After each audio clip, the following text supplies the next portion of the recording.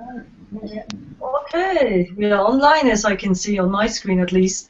Hello to everybody, welcome to our first girls' night, actually. Talking about night, well, good morning to Tamra and Trudy on the other side of the world. So I'm sorry, for you it's early morning. It must be around 7 o'clock, isn't it? Thank you. It is very early.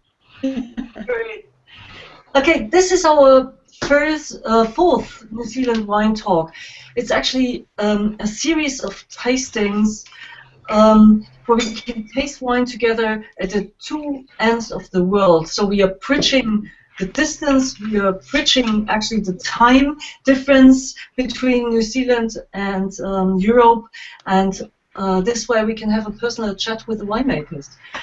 We will taste tonight the classics from New Zealand, which is Sauvignon Blanc. I see it already. You have it in your glass, and let's just enjoy it. Taste the wine together. Have some talk and about the wines, about women in wine, and as you can see, we are only female guests. So let me just introduce myself. I'm Caro Maurer. I'm a wine journalist, wine educator, wine moderator from Germany. I'm a master of wine, and lucky me, I was able to spend January in New Zealand, and I saw all the wine regions with the exception of Nelson. I'm really sorry, Trudy, I haven't been in your region. And please, we have two winemakers with us, Trudy and Tamra. Why don't you just go ahead and introduce yourself? Tamra, would you like to start? Yes, hi ladies.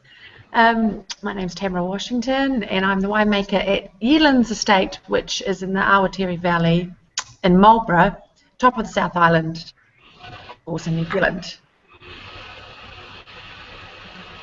Trudy, would you like to take over? Good morning. I'm the winemaker at Waimea Estates in Nelson. We're just over the Whangamoa Ranges from Tamara. Our vineyards are on the Waimea Plains, stony alluvial soils, very flat vineyards. Okay, girls, are you all prepared? I mean, does everybody has? Oh, we've heard somebody didn't get the wines in time, but the rest of us is sitting with at least 2 glasses of wine, 2 bottles of wine, maybe something to nibble, some nuts or some chips. And I hope for Trudy and Tamra they have some tea close by as well, or some coffee. Let me just explain you the itinerary, what we're going to do tonight. Let's taste the wines together, we talk, and later on we open up the discussion, and everybody of you can ask the winemakers question as you want to. But let me start with a short introduction into New Zealand. Well, I made a setup to extra for tonight. My office does usually not look like this. Just you can see that New Zealand, as I told you, it's on the other end of the world. I mean, it's the furthest place you can go from Germany. It's the longest flight. It took me 32 hours in January to get there. And 2 islands in the southern Pacific, all by themselves. The closest neighbors are Australia, Fiji, yes, and but they're pretty isolated for themselves. It's a pretty cool climate. It's well, you can sometimes compare it to Germany. Actually, it's a very green, very beautiful, wonderful landscape. Some of you might have seen it in the films, in the movies, The Lord of the Rings. Beautiful, clean, wonderful people. 2 of them you're going to meet there, and it's young. It's a very young country. It's a very young soil. The winemakers will talk about this, but it's also the wine history actually started only about 40 years ago, and it started with one of the classics. And the New Zealand wine producers really succeeded in setting up their own category. It's New Zealand Sauvignon Blanc, mostly from Marlborough. Tamra will talk about this. And they also produce, as a second icon variety, they've chosen Pinot Noir, because Pinot Noir, like Sauvignon Blanc, really likes cool wine regions. and it's actually more on the southern island and in the southern part of the northern island where it's grown. So we're going to taste this as well. But as we are only girls, yeah, let's say girls tonight, let's talk about women in wine a bit at the beginning. Trudy, as a female winemaker in New Zealand, are you more the rule or rather an exception in your business? I'm most certainly not the exception. I don't think female winemakers are the rule as such, but there's certainly plenty of us. Tamra, oh, sorry. No, that's all. Yeah, certainly not. Tamra, are you doing something different, or can you do something different as your male colleagues? Yeah, it's an interesting question. I mean, I work with a lot of males, and I always, have done throughout my career in the wine industry. And our team is mixed at Yealands. We have female winemakers and male winemakers, and I think it's great to have that good mix. I think everyone brings sort of different skills.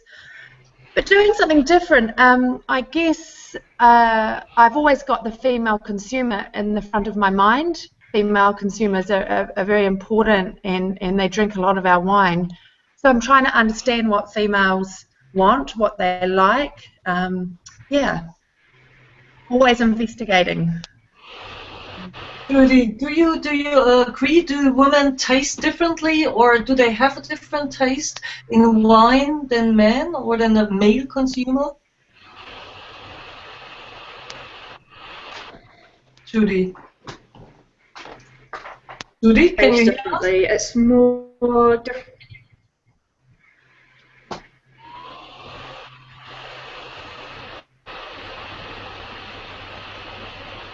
Trudy, how is it going? Can you hear us? I know that the line is a bit weak sometimes to New Zealand. We're too far away from all the action. I guess so. Tamra, would you like to take over and just, how do you think, it's often a discussion going on, often people say that women taste differently than men. What do you think about it? Do we have the same yeah, another interesting question. You always hear that women have better palates. I don't know if that's true or not. I hope we've all got good palates, I'm sure we do. But you do hear that women are more perceptive, with their tastes and picking up different flavours and nuances and things. But I don't know. I mean, I know a lot of males that are have excellent palates too. So whether or not there's just something that we can, about perception, that we pick it up easier. Yeah, I don't know what you ladies, journalists, think about that. You probably have an opinion about that too. Trudy, are you online again? Can you hear us again, Trudy? Yes, I can. Can you hear me? Yes, okay, great. Great. You're back in the game.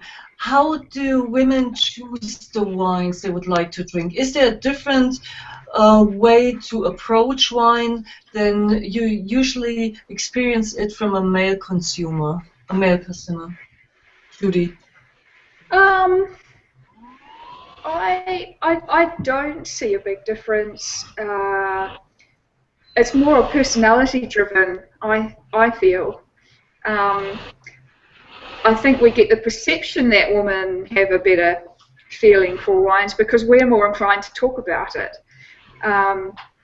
than men. But a lot of my male friends are incredibly perceptive and will go through lots of different pathways and networks to find wines and to seek out different flavours and different styles.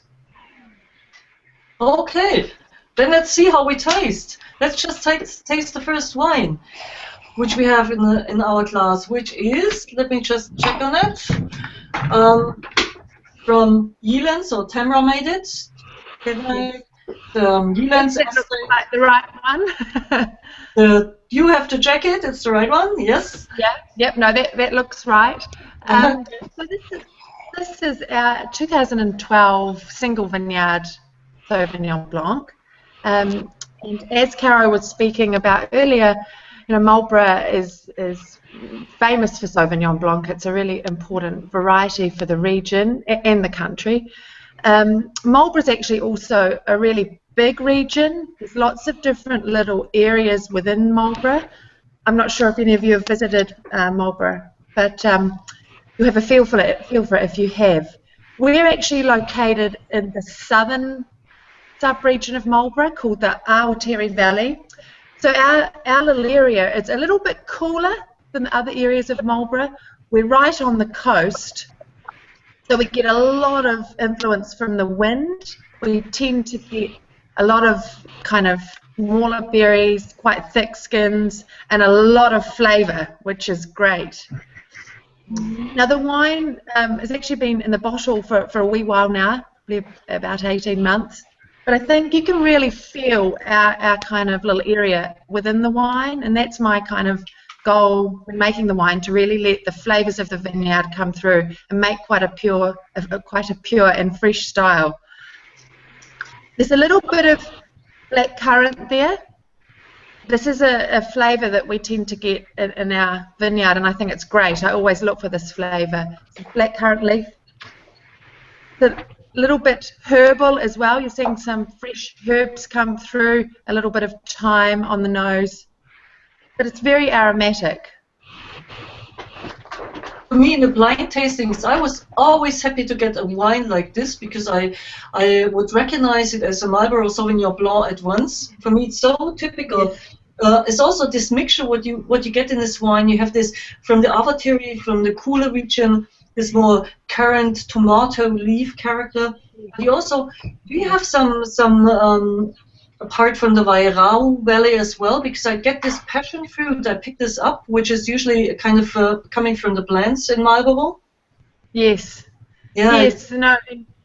It's funny, on our vineyard, even though we are in the cooler area, within our vineyard, like, we have over 150 different plots, which we manage separately and make into individual parcels, and then I go and create the blends from those parcels. But in some little areas on our site, we also get passion fruit, some of the warmer areas. But for this wine, I'm picking out two of the best little plots, and I usually select one which is really close to the coast. So we're getting a lot of this sort of beautiful mineral kind of character coming through, really quite lean and very sort of driven sort of style. And then I have an area which is a little bit warmer, about 7 kilometres inland, which is quite a warm area, a nice north-facing slope. And we're getting a lot of really curranty aromatics coming through. And so I blend the two together, and I think you can sort of feel the coastal block on the palate finishes with this sort of beautiful mineral drive, and on the nose you're getting those lovely curranty aromas from the warmer parcel. It's very dry and quite steely, but it is I think it's a really good representation of our particular vineyard, our site, which is very unique.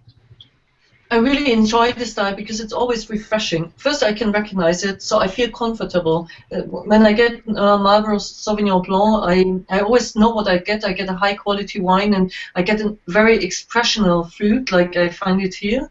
And it's still a very lean, clear, easy style to understand. Do you think, Tamra, that it has kind of a female touch, something which only you can, or which you added to the wine, which nobody else could add to the wine, no male colleague? Yeah, hopefully it's got my touch. I'm a female, so. But look, I think what I'm trying to do is create these wines as elegantly as possible. And as I said before, we get such amazing fruit naturally, and sort of flavours coming in the vineyard. I like to just sort of capture and nurture these flavours in the winery, and so you're really feeling these flavours in the wine. Look, when I go out into the vineyard prior to harvesting and taste the grapes, I get these intense flavours, and I think that the wine actually, when it's wine, it smells like what these berries taste like before I harvest them. So Whether or not that's, I mean, certainly it's my touch, and I'd say it's quite a light touch, because I'm not doing a hell of a lot in the winery. I'm just, as I said, trying to, you know, bring these flavours into the wine, and it's a very light touch. So, hope you enjoy it. Yeah, thank you very much, Tamra. Trudy, let's just go to your wine. We're changing into the red.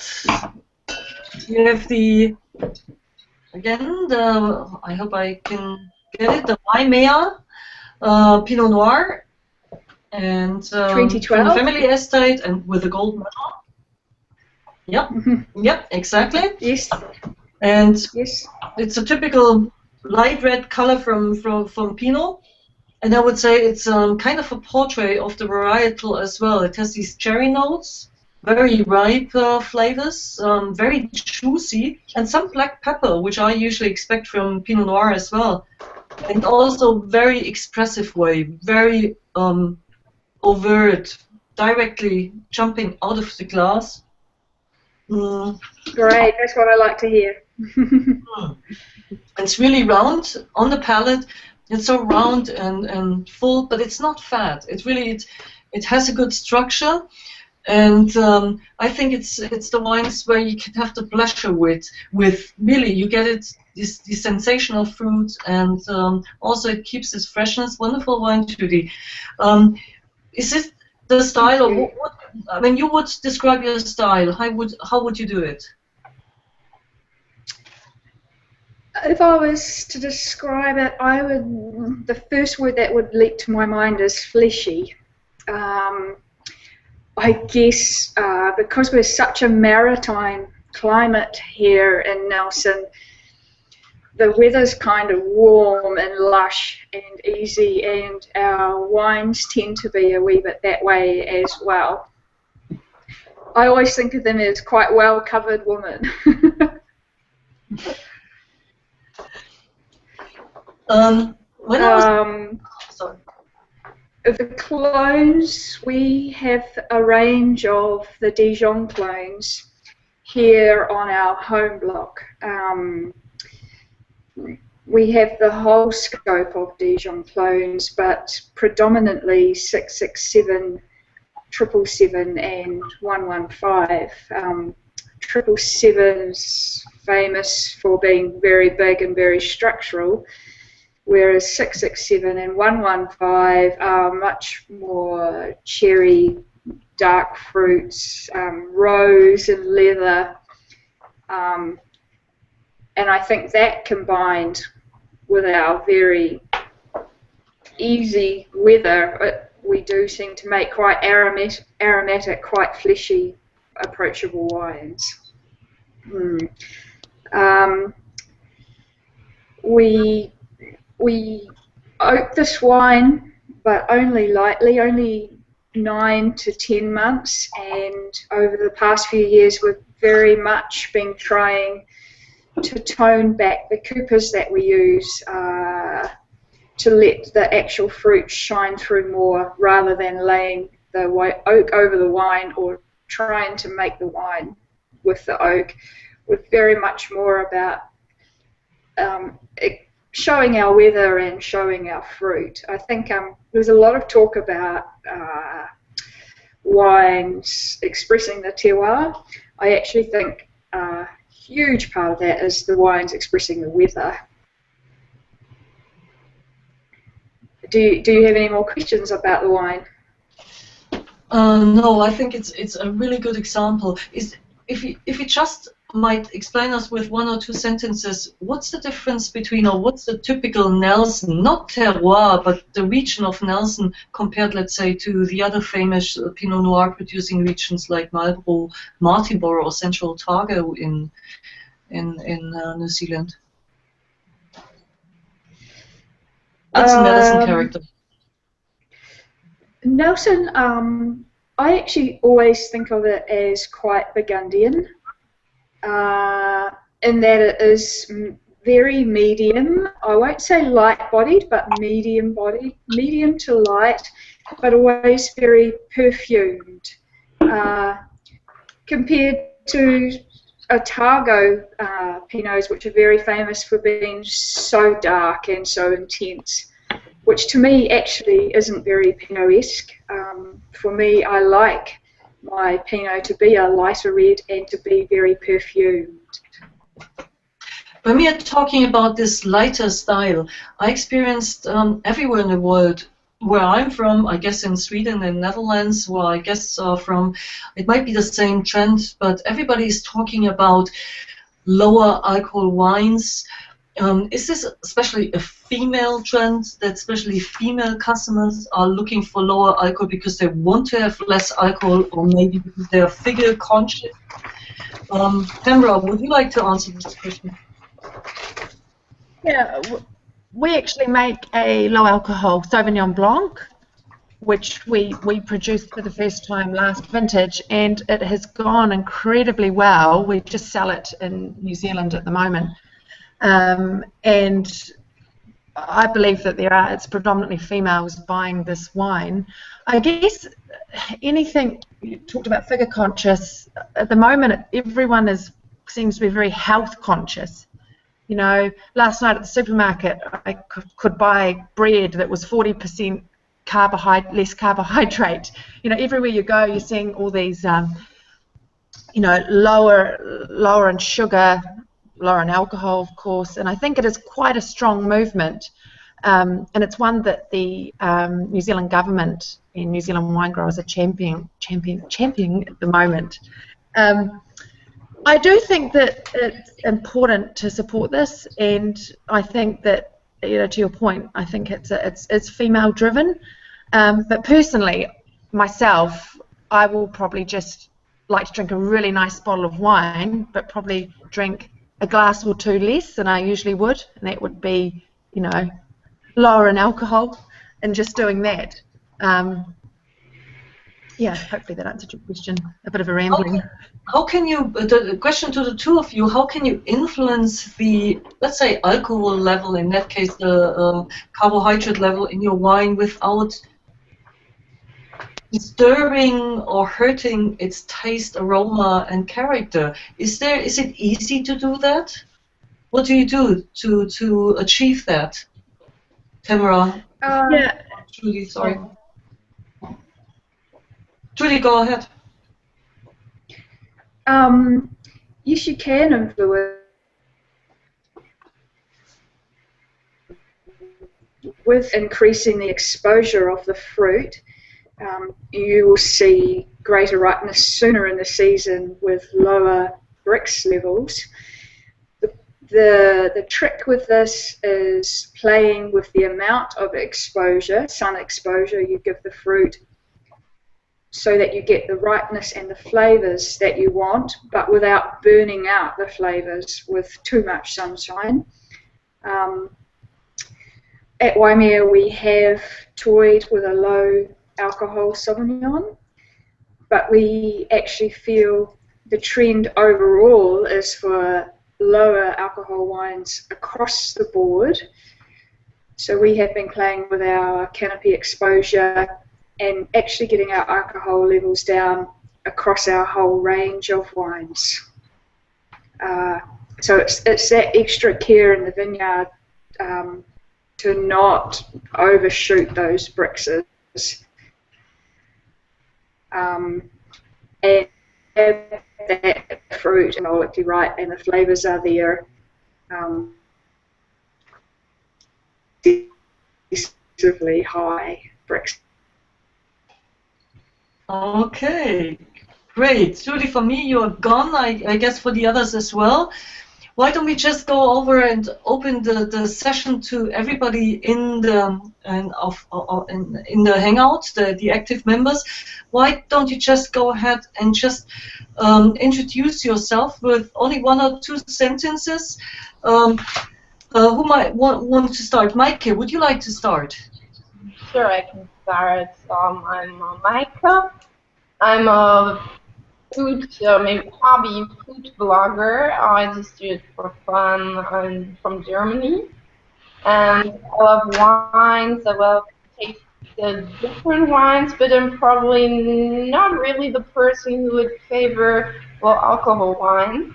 I like full-bodied wines, and if I for an aperitif, for example, want as much alcohol, I mix it with, the German sparkling water, white wine, for example. Okay, great. Great to have you here, Maike. Sonja, would you like to go ahead? My name is Sonja, and I'm a food blogger. It's a hobby, and I'm a big fan of white wine, and not so from the reds.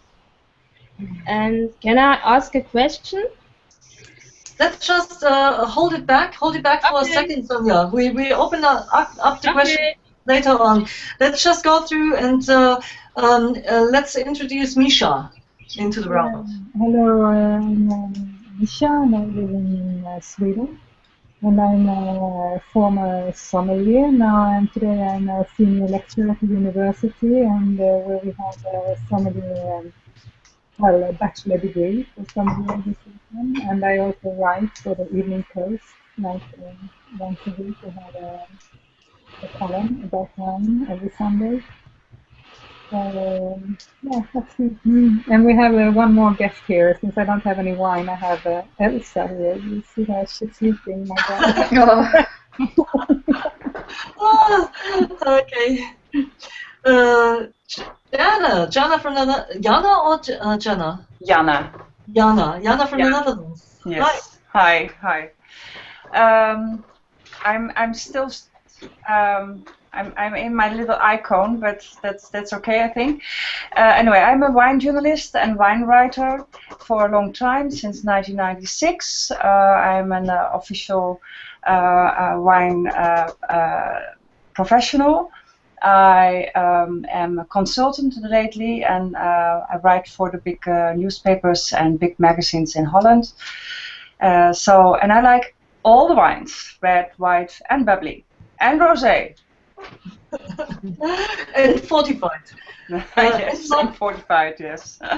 And the last one, which is under at the end of the row of pictures, we can say. That's me. My name is Anda. I'm a freelance sub-editor and writer and translator, English, Dutch. I'm from the Netherlands. And one of my jobs is sub-editing the Dutch wine magazine Perswijn, which is one of the leading Dutch magazines, and a job I enjoy very much. And that's the short. I'm a great Pinot Noir fan, by the way, and so I really enjoy doing this tasting. Great. Sonja, you were the one who just said, I want to ask the first question, so you're the winner. First question goes to Sonja. Please go ahead. In Germany, being a vegan is nowadays a big topic. And how about New Zealand? Do you also produce wines more and more vegan?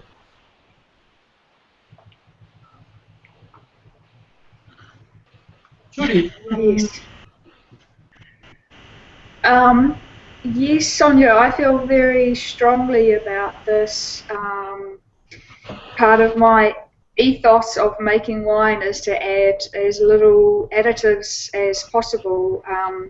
We take a lot of care in the processing of the fruit and tasting off at the press and how we handle the wine in the winery, so that we do not have to use fining products at all on the wine, and this it makes them vegan by default, because a lot of those traditional fining products are animal products.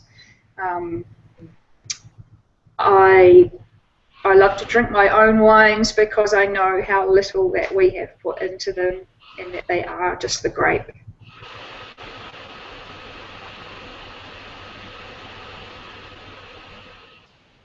All right, we actually just had a question coming through Twitter on our hashtag. It is from MS Adam.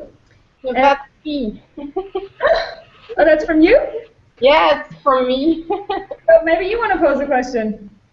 Oh, I actually had two questions. The first one was describe your wine-making philosophy in 5 words or less. But we have that in way before, actually. And the second question was talking about food and drinks. Do you have a guilty pleasure? And I have a third one too. I read that Pinot Noir is a feminine grape. Do you agree? I don't know which question you wanted to pose first. Tamra, would you like to pick up one of the three questions? I don't know what's happened. I didn't hear the questions. Mikey, could you just repeat them? Because I had problems too. You had problems too? I'll just pick one. For Trudy, the question is, I read that Pinot Noir is a feminine grape. Do you agree?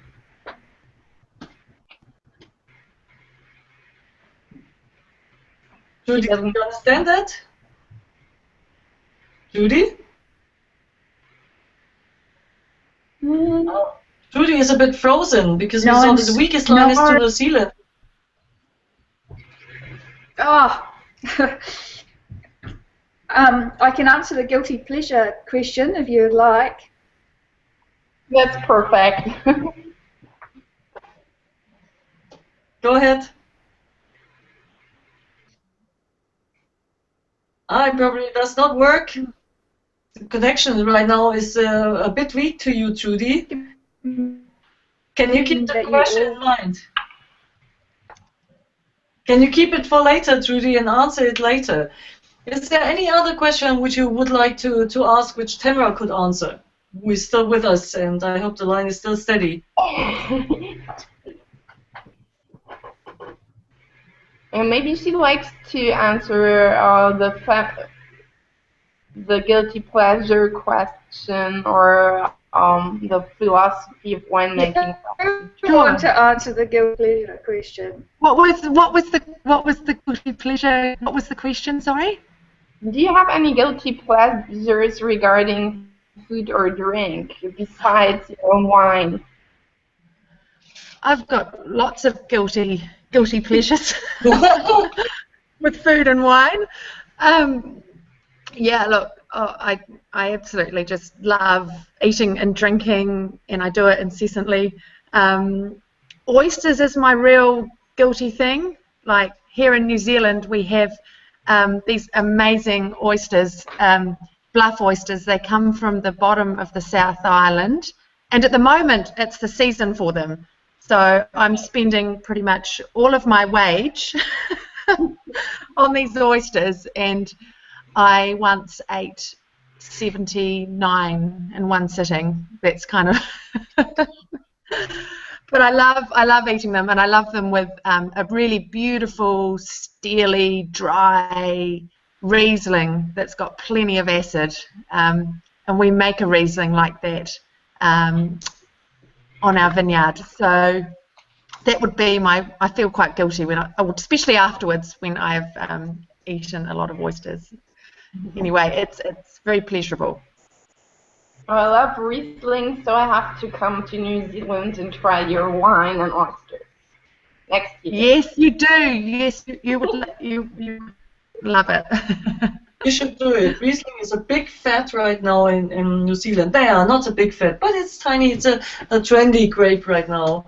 Anyone else from Sweden, from Netherlands? Any more questions coming from you? Yeah, I have a question. I was wondering, I don't remember if it was Trudy or Tamra who said that when you are making your wines, you're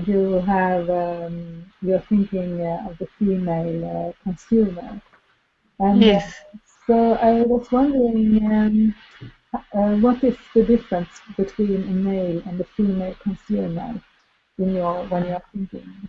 Or how do you see a female consumer? What are your thoughts about it? I guess it's just generalizing when we make these statements, because I guess, as Trudy said earlier, it depends on the personality and the individual person, not just whether they're female or male. But in saying that, you know, I'm out in the trade a lot all over the world. I attend a lot of events, a lot of tastings, all these sorts of things at all levels, you know, all levels of the wine trade. And I find that generally females are looking for more fresher styles. They love fruit. They love the cleanness, you know, that our wines give. And saying that, there are females, including myself, that love a big, you know, a big wine, a big structured wine, a wine that makes you think, a complex wine. But in general, I'm finding more females than males enjoying these fresher, fruitier, clean styles. Yeah, thank you. Thanks a lot for your answer. Very nice. Anna, did you enjoy the wines? Did you like them? Yes, I have also a question for Tamra. What was the impact when you get the carbon zero symbol? Did you have to change a lot in the winery? Yeah, you know, right from inception of the winery, and that was 7 years ago, 2008. So 2008 was our first vintage, and the winery was constructed, you know, sort of 8 months prior to that, so 2007, 2008. But the philosophy of our owner, Peter Yealands, when he built the winery and set up everything, was under a real efficiency and sustainable in that sort of way. So we became carbon zero certified soon after the winery was built. So we've had that accreditation pretty much right from the start. So nothing was really changed. It was how the winery was already built in a way to be incredibly efficient. In fact, it's quite difficult because under the carbon zero accreditation, each year we have to show that we're getting even more and more efficient, more carbon neutral. So that's quite hard when we've already set a really, really good benchmark. But it's something that Peter, our owner, is always trying to improve, you know, always thinking about new ways of doing things in a more sustainable manner. Do you have contact with other companies like Taurus who are also really into this same philosophy? Yeah, we do. In fact, we've become quite close to a winery in Chile called Emiliana. They are very, I don't know if they're carbon zero certified, but their philosophies are quite similar, and they are also biodynamic and organic, which we're not, but their whole philosophy around the bigger picture, you know, sustainability, efficiency is very similar. And we have some of the people from our winery have visited their winery, and some of their guys have come back to our winery to get information. I think it's really important, that whole information sharing, and we're really open to doing that with other wineries. I think it's, you know, it's for the good of the whole industry. Do you think that it changed your perfume of the wine? I mean, you are helping the environment, but did you help the wine changing in a better way? Help change the wine? I mean, you are doing such good things with all the environment, but did it help, for instance, also your grapes and the transformation into the wine? Yeah, definitely. And I think that, you know, having a owner like Peter, you know, with his philosophies, and he's, as I said before, he's always thinking of different ways of doing things, and we've implemented a lot of this philosophy into the vineyard. For example, he's, you know, the last few years has been making this huge mulch using pretty much all of the wineries. Mark in Marlborough comes to our place and making these massive big piles, which we'll put onto the vineyard, of mark, of seaweed, mussel shells, mussel meat, sawdust, lime. And we've seen, because our vineyard is in quite an extreme position with all of this wind exposure and fairly infertile soil, quite difficult soil.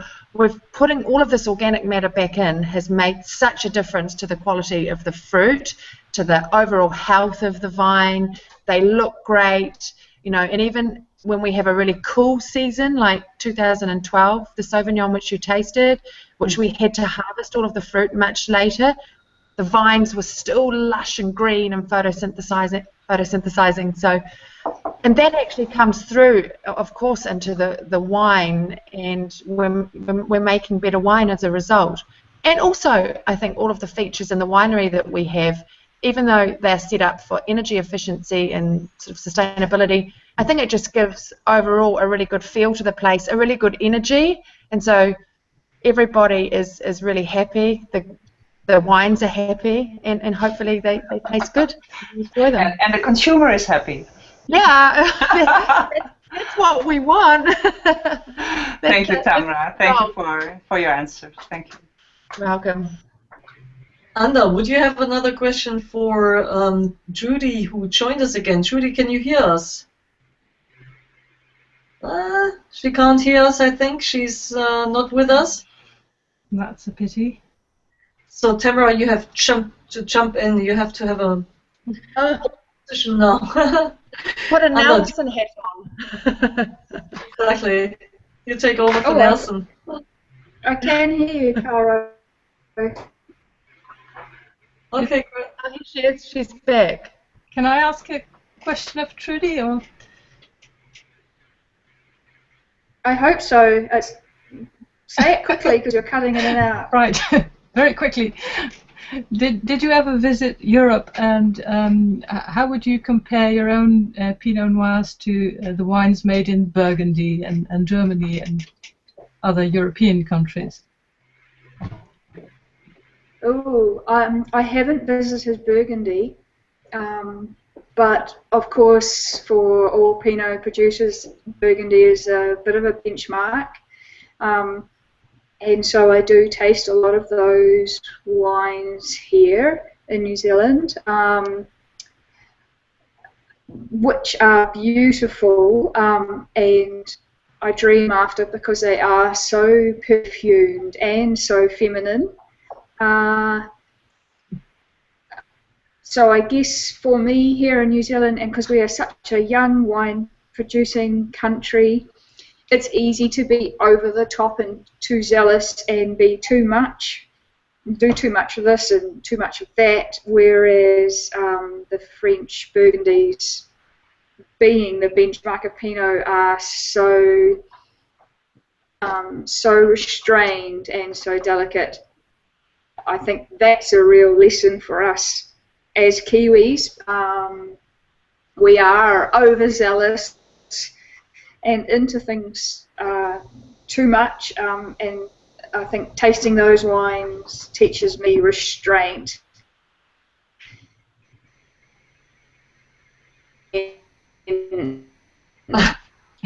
Well, thank you. Somebody slowed her down. Trudy, somebody has switched you off for us. Oh, there she is back again. Let's just switch the roles.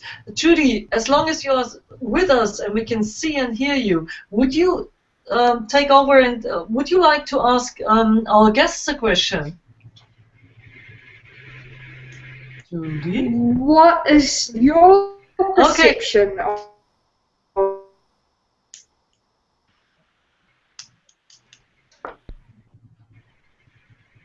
I think I can. Caro, I'd like to ask them what is their perception of New Zealand Pinot Noir? Who would like to answer it? Please volunteer. I can go. I followed the New Zealand Pinot Noir for quite a while. I started in the wine business in the early 90s. And in the beginning they had like a very nice freshness, but the fruit was, it was not that they came together. It was like the fruit were on one side and the freshness was on the other side.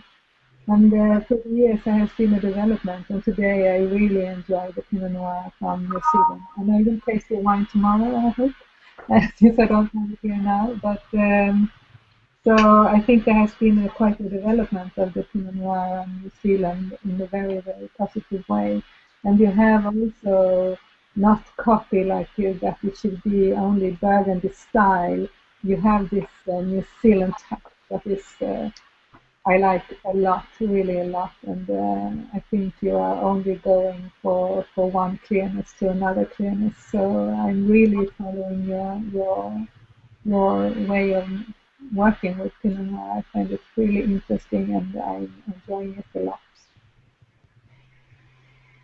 Jana, would you tell us what the Netherlands, is it popular in Netherlands to have New Zealand wines? Well, it's popular in that sense that we are, of course, educated by the Pinot Noir from France, from Burgundy, and we have to get used on the New World Pinot Noirs. So in the beginning we were getting California Pinot Noirs from America, so it was quite heavy, a lot of alcohol. And as our, I think Maaike, I'm sorry, I don't know, it's Maaike, not Maaike, but it's our Swedish, Misha, sorry Misha, that you say also the fruit was always a little bit difficult, it gets too much, too quick brownie and fatigue, as we say, a little bit oldie. Nowadays, it's getting more in balance. It's really nice. And what I really like is that you make your own style. I really, in the first sniff and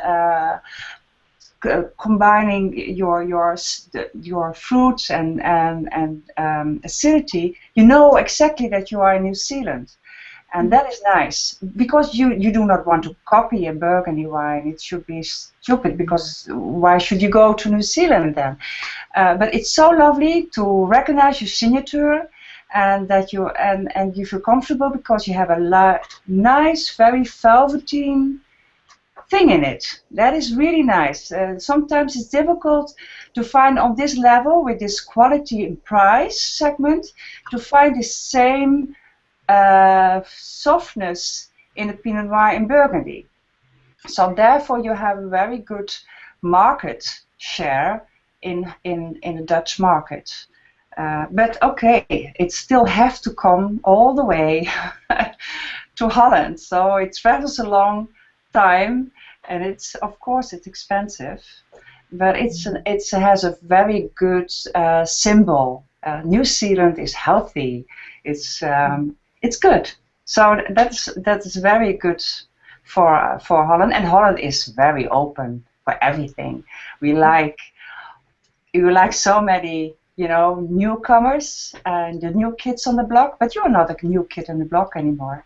You're already for a lot of people, consumers in Holland. You're well known. New Zealand, yes.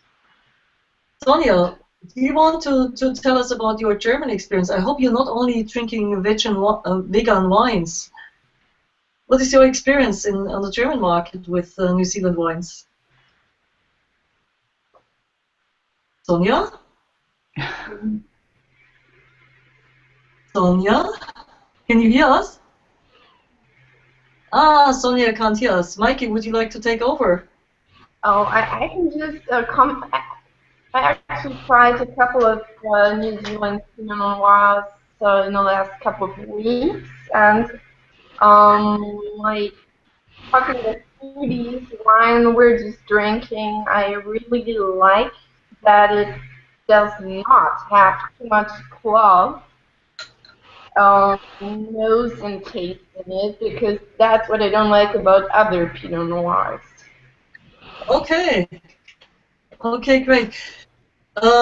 Well, you know, the good thing about it is we can drink the wines now, and probably Tamra and Trudy who left us. I had two Trudys in our tasting tonight, and I think you're going on to have a strong coffee now and prepare yourself for the day. Yeah. Nice green tea, and I'm at home because the connection wasn't probably not so good at work, so I thought I would do it from home. So I'm about to take the 25-minute drive out to work, Friday, so it's good. We've had quite a hectic vintage, 2014. It's been kind of like the vintage of two halves. We had all of our Pinot and our aromatics ripened fairly early, so we had them all in the winery sort of by the end of March, start of April. And then we started on Sauvignon, but it was quite sort of drawn out and sort of finished this week in April. So it's nice that vintage is finished now. We can kind of blend. We're actually blending at the moment. Our 2014 Sauvignons. But you're still listening to your tanks going through fermentation, or is it all Yeah, well, one thing about this year, which other producers, or other winemakers I've been speaking to also found, is that we've had very active ferments, which is actually a great thing, because the last thing you want is to have problems with fermentation and things taking ages to go through. So I've hardly got any ferments left. And we've actually already bottled a 2014 Sauvignon Blanc, can you believe? And that was the low alcohol Sauvignon that we make. We were out of stock. So back to the question about low alcohol wines, it's gone so well that we had to have it prepared. And it was the first wine in Marlborough, and even perhaps New Zealand. I haven't checked that though, but definitely the first wine in Marlborough from 2014 to be bottled. Great. So for your customers, being low carbon and low carbon diet and healthy and everything, great. Thanks a lot for getting up that early, Tamra. Thanks. No problem. It was great to meet you all, and hopefully you can all come out to New Zealand at some point in time. I don't know, has anyone, that was my question, who's been to New Zealand? Me, Jana. Have you, Jana? Oh, great. I was there, yes. Yeah. Oh, good. Hopefully you enjoyed it. It was a wonderful trip, yes. I combined it with Australia, of course, and Tasmania, but it was wonderful. Yeah. And I love the taxi drivers in your country. Oh, really? They're very funny. Are you being sarcastic? They're huge. Oh, they're big? They're big.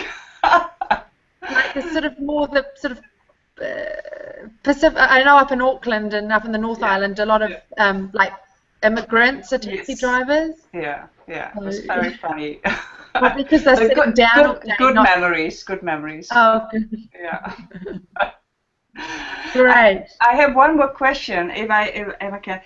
Do you have any results with aging your Sauvignon Blancs, so that you are drinking really an old Sauvignon Blanc? Yeah, look, we're quite a young winery still. I mean, 2008 was our first harvest. But of course I keep library stock, each year, and at the moment as well, I'm making a style of Sauvignon which is partially barrel fermented and aged. And this wine I made in 2009 was the first vintage. It's our reserve, Winemaker's Reserve Sauvignon. And even though it is partially barrel fermented and aged, it is still very much Sauvignon. Some of those styles can be quite left field and can be very oaky, very funky, so you lose some of the Sauvignon character and you're not sure whether you're drinking Sauvignon or Chardonnay. But this is still very much a Sauvignon. It's still got the lovely fruit, but just a lot more complexity and texture on the palate. So this wine I found ages very well, and it's made to age. So the 2009, I had a bottle about, I don't know, 3 or 4 months ago. And even though the nose, it sort of started, of course it was very secondary, it had lost any of its primary fruit, but it actually turned quite savoury, which I think is quite attractive. And the palate was still very much together, structure was still there, the acidity was still vibrant. So this is it's a project that I'm really, more than a project, I mean we're actually making the wine, but I'm really enjoying creating this style of Sauvignon. Nice. Yeah. Let's call it the Thinking Ladies Sauvignon. Yes. Challenge you, Tamra. Let's meet again in 5 years here on Google Plus with one of your barrel-aged Sauvignons, and let's see whether they are age-worthy and they're able to age, and absolutely. Sounds great. Otherwise, I'll just bring them over to you guys, and we can meet, somewhere in Europe all together in person. That would be good. That would be great. This is the word we're giving over to the agency, and thanks a lot. I hope you enjoyed the tasting together with us. Even sometimes, as you can see, the technique is not so stable as Google, for example, wants to tell us. Well, to the people out there, maybe, listening to us, watching us, not having been able to taste the wines, there's actually one package left of the wines. Please contact Simone Leb at the agency Heberlein & Maurer, and she will send it out to you. Please just go ahead before it's lost, and we're looking forward to the next Google Hangout, which is actually already in July, so please keep posted by watching the Facebook site, by watching the website from New Zealand wine growers, and join us the next time. Otherwise, we're going to see us somewhere in Europe, Tamra, the next time. Yeah, sounds good. And absolutely. You're happily invited. And thank you. Love to have feedback. It can be positive, negative. We only can improve if we get your critiques as well. So please send us Twitter, Facebook mails, emails to. Well, I'm seeing Simone and Helena in the picture right now at the agency, and we will listen to you. We will listen to you, and we try to improve. Thank you very much. Thank you.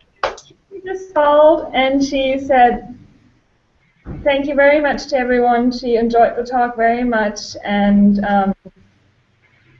she also would like to hear your feedback and hopes that you guys enjoyed her wine. And she enjoyed meeting all of you very, very much, but the technical issues just kicked her out. Okay, so I wish you a good day, Thank you very much. And bye. A good night. Bye-bye. Gianna, Anna, Maike, and Sonia, and Misha. Good night. Have a good one. Bye. Bye.